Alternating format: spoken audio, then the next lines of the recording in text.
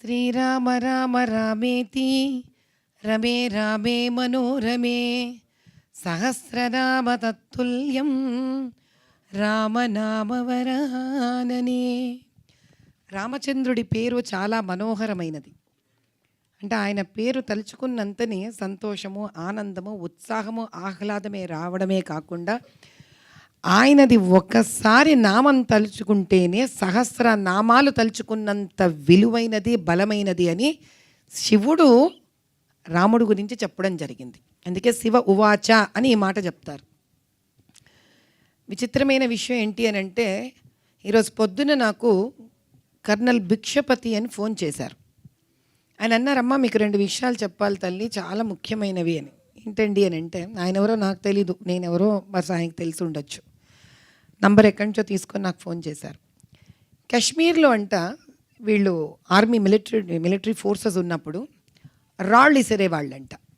అప్పుడు వాళ్ళకి ఏం చేశారంటే, మొఖాల మీద విసురుతుంటే ఫేస్ షీల్డ్స్ ఇచ్చారంట. ఫేస్ షీల్డ్స్ ఇచ్చారు కదా అని వీళ్ళు ఏం చేసేవాళ్ళు, అక్కడ ఉండేవాళ్ళు మోకాళ్ళ మీద రాళ్ళు విసిరేవాళ్ళంట. అప్పుడు వాళ్ళకు ప్యాడ్స్ ఇచ్చారంట మోకాళ్ళకి. మోదీ గారు ఎప్పుడైతే ఆర్టికల్ 370 ఎత్తేసారో రాళ్ళు వేసేవాళ్ళు లేరంట, 2 స్టోర్ రూమ్కి వెళ్ళిపోయాయంట.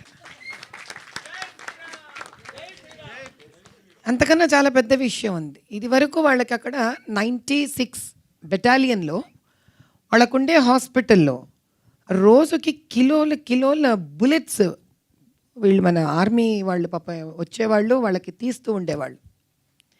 ఈరోజు అక్కడ డాక్టర్స్కి వర్క్ షట్ డౌన్ అయిపోయి వాళ్ళని ఇంకొక చోట రీహాబిలిటేషన్ సెంటర్స్కి పంపించేశారంట. అంటే ఒక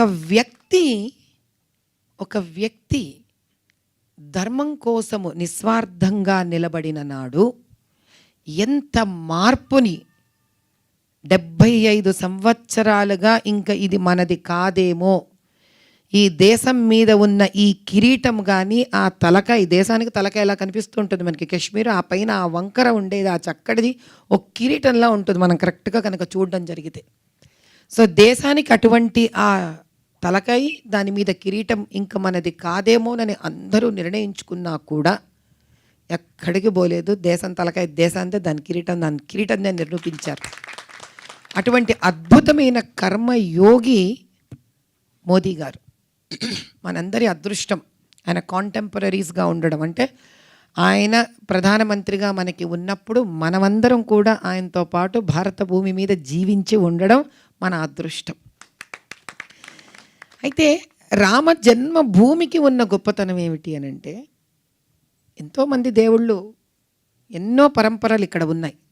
రాముణ్ణి మాత్రమే ఎందుకు మనం అంతగా పొగుడుతాము, అంతగా ఆయన గురించి మాట్లాడుకుంటామంటే, మనందరికీ ఆయన ఒక విష్ణు స్వరూపం అని తెలిసినా కూడా మనందరిలాగే ఒక సామాన్యమైన మానవ జన్మను ఎత్తి భూమి మీద ఉండే ప్రతి కష్టాన్ని, ప్రతి ఇబ్బందిని అని అనుభవించాడు. చాలామంది ఎన్నో రకాల ఆయన మీద సవాళ్ళు విసిరారు, ఆక్షేపించారు. అంటే people have insulted even the character called Rama. అంటే మనకేమవుతుందంటే, అరిగిన బాధలు, అరగని బాధలు అని 2 ఉంటాయి. తిండి ఎక్కువైతే ఓ బాధ, తక్కువైనా కూడా ఓ బాధే. మా తమ్ముడు ఎప్పుడూ అంటాడు, ఏదన్నా బాధ వస్తే వాడికి ఇది అరిగిన బాధనా అరగని బాధనా అని అడుగుతూ ఉంటాడు.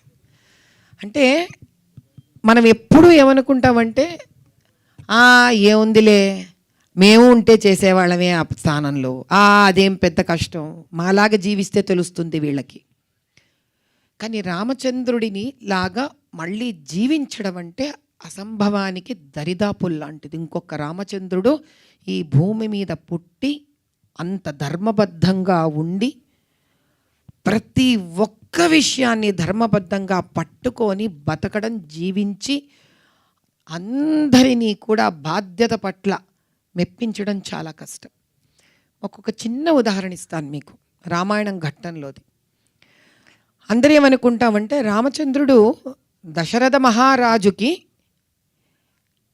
ఒప్పేసుకొని అయ్యో నాన్న అని ప్రేమతో ఉండి ఆయన అడవికి వెళ్ళిపోయాడని అనుకుంటాం.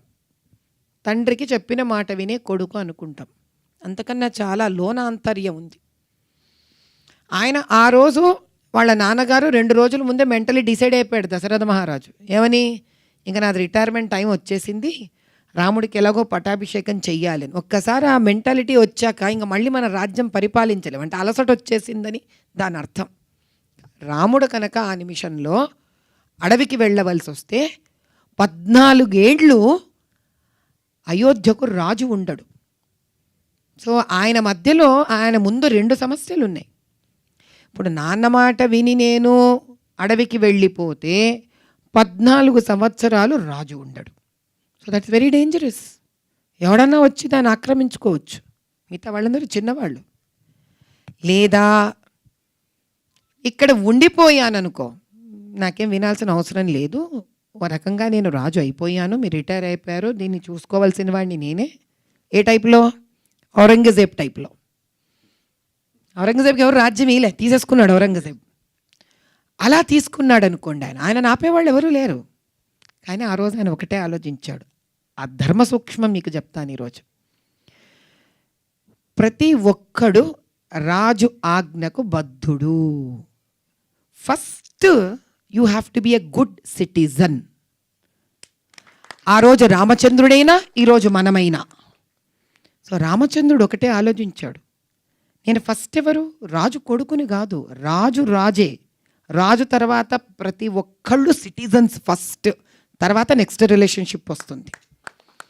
ఈరోజు కనుక నేను ఒక చక్కటి నాగరికుణ్ణి కాలేకపోతే, ఒక చక్కటి సిటిజన్ని నేను కాకపోతే రాజ్యాన్ని తీసేసుకుంటాను.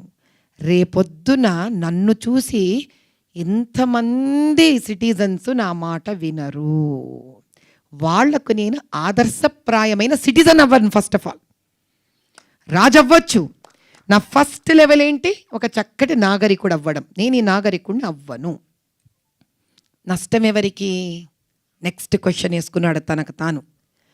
ఒక చక్కటి అక్కడ ఉన్న నాగరికుడు కనుక ఒక చక్కటి నాగరికుడు అంటే రాజు మాట వినని వాడైతే వాడికే నష్టం కలుగుతుంది అని బాధ ఆయనకి. అయ్యో వాడు కనుక మాట వినకపోతే ఎదగడే. నా ప్రజలు సుభిక్షంగా ఉండాలంటే రాజు మాట వినాలి. రాజు మాట వినాలంటే రాజు ముందు మాట వినేవాడయ్యి ఉండాలి, రాజు అయ్యేదానికన్నా ముందు. కాబట్టి 14 సంవత్సరాలు నాశనమైనా పర్వాలేదు, కానీ ఆ తర్వాత జీవిత పర్యంతమంతా రామరాజ్య స్థాపితం చెయ్యవచ్చు అనుకున్నాడు ఆయన. అటువంటి పుణ్యభూమి ఇది. అదే విధంగా this young man, I'm sure you would have created that Ramarajyam in the movie. అంటే ఒక నాగరికుడు ఎప్పుడు కూడా, ఒక సిటిజన్ ఎప్పుడు కూడా first he has to be a good citizen. Ramarajyam trailer వేసిన ఆ చిన్న బిట్లో కూడా ప్రతి చోట ఆ హీరో అనే క్యారెక్టర్ తనదైన వంతైన దేశభక్తిని వ్యక్తపరుస్తూనే వస్తున్నాడు. అది రాముడి లక్షణము. అటువంటి లక్షణాన్ని ప్రదర్శించినప్పుడు రామరాజ్య స్థాపితం అవుతుంది. అటువంటి వారే మన మోదీ గారు. రామరాజ్య స్థాపితం కావాలంటే రాముడిలాగా ఆలోచించగలగాలి. రాముడిలాగా ఆలోచించడం ఏంటి అంటే, ఐఎమ్ ఏ గుడ్ సిటిజన్. నా రాజుని నేను వింటున్నానా, నా రాజుతో నేను ఉన్నానా. ఆ రోజే ఈ వ్యక్తి తాను ఒక నాగరికుడి నుంచి, సిటిజన్ నుంచి నెక్స్ట్ లెవెల్ ఎదిగినప్పుడు he'll be prized as a good actor, as a good father, even women. There is no gender bias here. జెండర్కి సంబంధించింది కదా. ఒక గుడ్ డాక్టర్ అవ్వాలన్నా, లాయర్ అవ్వాలన్నా, ఒక పొలిటీషియన్ అవ్వాలన్నా ముందు ఒక గుడ్ సిటిజన్ అవ్వగలగాలి. ఐఎమ్ సో ష్యూర్ ఈ సినిమాలో డైరెక్టర్ గారు and even music was very interesting అండి. చాలా అద్భుతంగా ప్రేరేపితంగా ఉండింది. సో ఈ మూవీలో మనం అందరం చూడాల్సిన ఒక అద్భుతమైన విషయం క్యారెక్టర్లో ఏంటి అని అంటే, throughout I'm sure the movie, the hero character wanted to show and depict how he is a very good sincere citizen. అలా ఉన్న నాడు ఒక్క రామచంద్రుడు కాదు, భారతదేశంలోని 130 కోట్ల రామచంద్రులు తయారవుతారు. ఇటువంటి సుస్థిరమైన రామరాజ్యానికి అసలైన రామచంద్రుడు మోదీ గారి అధిపతిగా కూర్చుంటారు అక్కడ.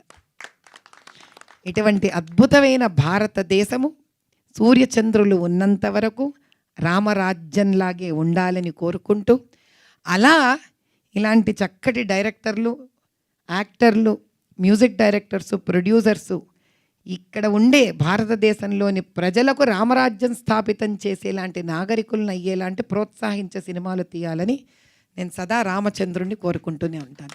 జై బోలో సియావర రామచంద్రకి జై.